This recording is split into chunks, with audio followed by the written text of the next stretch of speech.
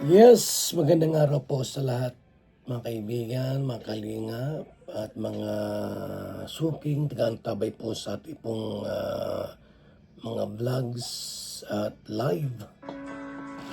Sa bawat kaway ng pag-asa'y dumating. Si Val Santos matubang may Ito mga puso kaibigan, sa no? gawain. Ito ating ngayong iko-content at bigyan po natin ng reaksyon. Ano po? Itong nabulgar na matagal na pong lihim na nasa likod po ng mga kaguluhan po ng Batalero family at ng Team Guapa. Kung sino po ang nagsusuporta nasa likod ng Team Guapa po para siraan at balahurain po ang Team Kalingap. Dito po ay napakalinaw na malalaman po natin kung sino ang nasa likod nito ng kaguluhan po mga kaibigan. Sa mata ng dukha.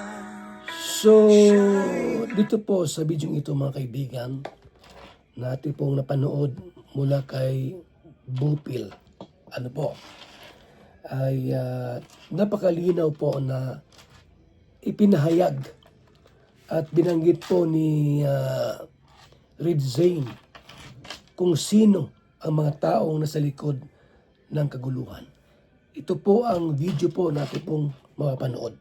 At usapin na aminan o kantahan, ayun, kumanta na, tumuga na, umamin na, kung sino ang nasa likod, hindi lang daw si AR, may binanggit pa rin na si Leo D. Rizay, pumutak na. Si Red Zane daw po ay pumutak na mga kaibigan. No? Dito po ay binanggit, inamin po at sinabi po ni Red Zane kung sino ang mga taong nasa likod ng kaguluhan. Pati po siguro mga kaibigan, no, marahil, yung pagpapatulpo kay Val Santos Matubang kung sino ang gumastos at kung sino po ang nasa likod ng pagpapatulpo sa atin. Kaya pala po mga kaibigan, malakas ang loob,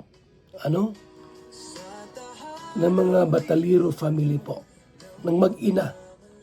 Si Hansel, si Bianse, lahat po sila. Sinong driver po papuntang Manila sa Tulpuhan? Anak ni Dr. Love at si Red Zane. Kaya po pala mga kaibigan, no, talagang malakas ang loob nila. Kasi mayroong nag-finance. Ito po ang video bilang patunay po mga kaibigan. Panoorin po natin. So dito guys, ayan, nagkakalaglagan na po sila, ano po, Red Zane, pumutak na. Inamin na kung sino ang nasa likod ng mga pangyayari, mga ka-issuehan ba? Nasa likod, ano ba yon? Ano ba yun? Ano ba yun yung mga pangyayari? Alam nyo na yan kung ano yung mga nangyari, kaganapan, mga ka-issuehan. So inamin na ni Red Zane, dalawang sponsor, isa na dito si Ma'am Annalyn o si Mama AR, at nabanggit din po dito si Sir Leo D. So yan po ha mga kaibigan, dito po ay binanggit na po. At inamin na po ni Red Zane kung sino ang nasa likod. Kaya pala po talagang grabe no, ang ginawa nila sa atin, ginawa sa Team Kalingap. Talagang pambabalahura. Yung ina ni Bianse, grabe. No? Kaya pala po malakas ang loob kasi may nag-uutos. Pati yung sa simento,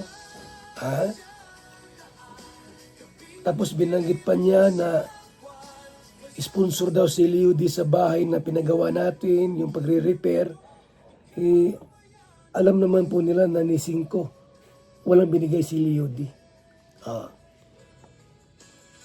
Dito po mga kaibigan, atin pong panoorin ang sinabi po ni Red Zane. Pinangalanan. Si Ma'am Annalyn daw at Leo D ang nasa likod ng lahat ng mga ka-isyuhan. Okay, eto na. Hindi tayo hindi matitake down ng ating YouTube channel. Perios. Okay, pakinggan ha. Lalaksan ko muna. Ngayon laglagan kayo, ha?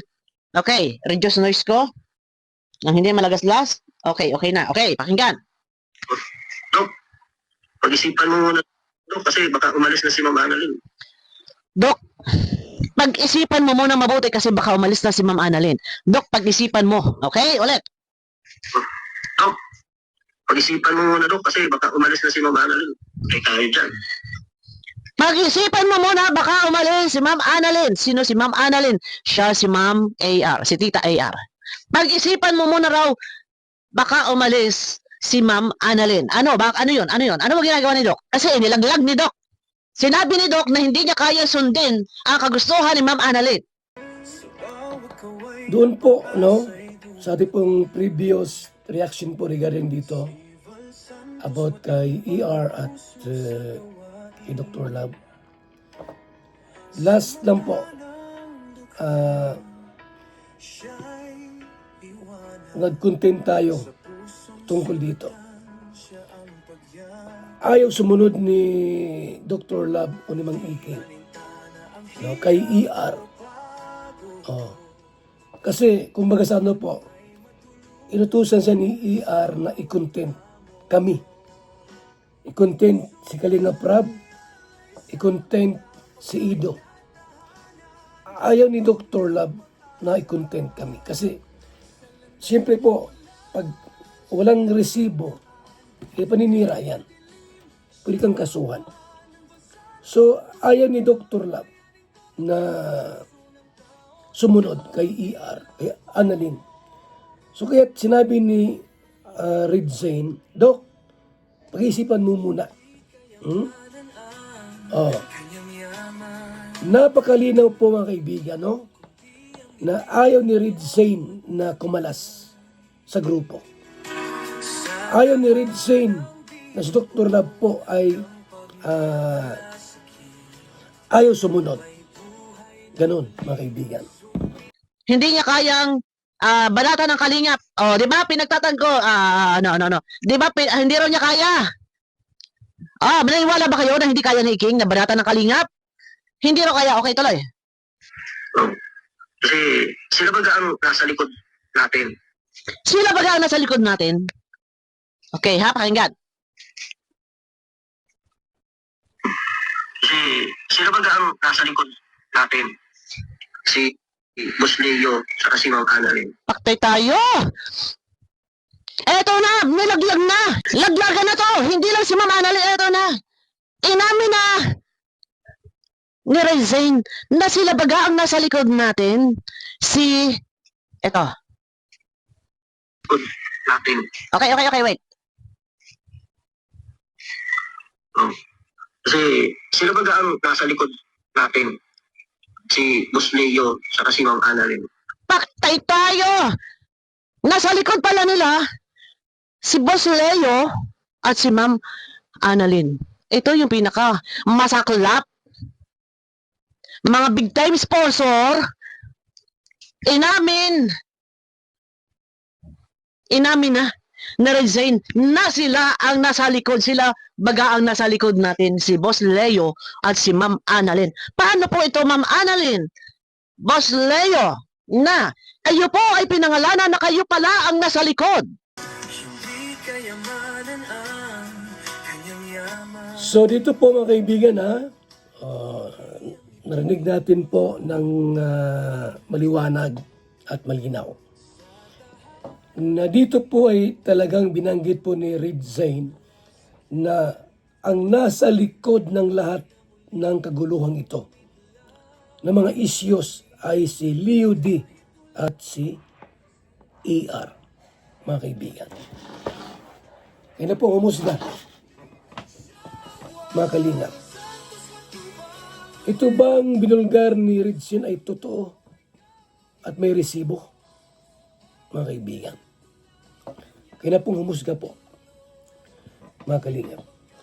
Bago ko magtapos sa ating pong reaksyon ngayon, gusto ko pong ipakita sa inyo ang ating pong nagawang Kalingap Barangay Caravan sa bayan po ng San Vicente, Barangay Cabanbanan, na nagkaroon tayo ng libreng gupit, libreng manicure, pedicure, at rice giving and feeding program, mga kaibigan. Pero bago po yan, salamat po sa mga tumulong. Nagbigay po ng bigas like Nancy Chin, Ate Chica, Ate Dol, Susan Vergara, at sa lahat po ng mga tumulong po at sa mga vloggers na tumulong. Ito po ang video po, mga kaibigan, mga kalingap, yung ating nakaraang Kalingap Barangay Caravan, mga kaibigan. Masarap ng sopas ay Alam ba sopas? Mas masarap to. Mula sa akin? Hindi naman ako singer. Hindi tayo marunong kumanta. Okay. So, meron po akong ipapakilala sa inyo. Isa po siyang Kalingap partner. No?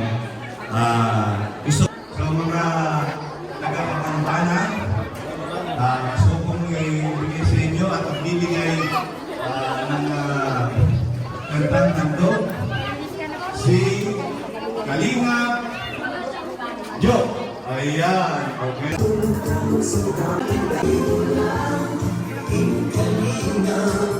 Ang pag-ingat sa pahihirap.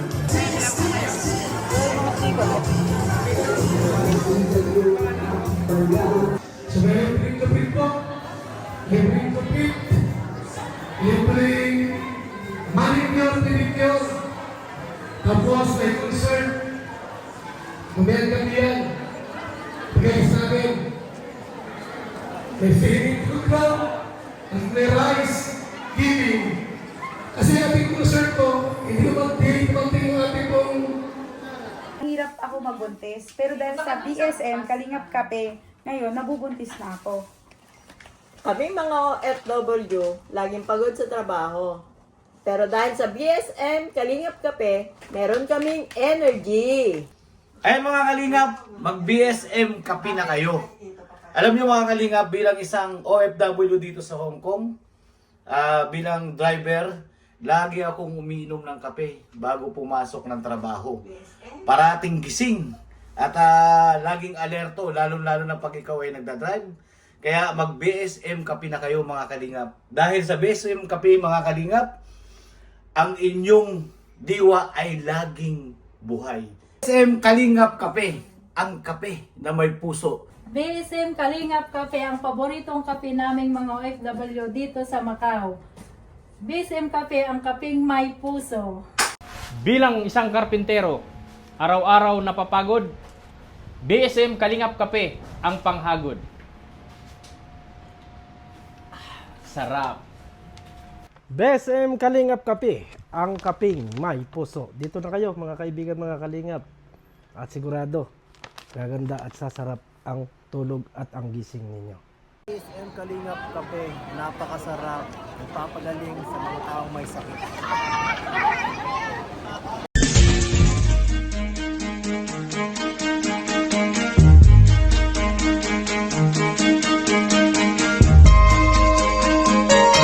Ito ang palatuntunang tunay na lingkod bayan. Ang programang tututo sa kapakanan ng mga mamamayang kapos sa kapalaran. Si Kuya Val Santos Matubang, ang inyong katuwang. Si Kuya Val, kasangga sa kahirapan, kaagapay sa kalusugan, kakampi ng mga inaapi. Magbibigay pag-asa sa mga taong nawawala na ng pag-asa sa buhay, sa mga batang biktima ng kahirapan, sa mga matatandang napapabayaan. Si Kuya Val, ang inyong sandigan. Val Santos Matubang, sa palatuntunang lingap sa mahihirap.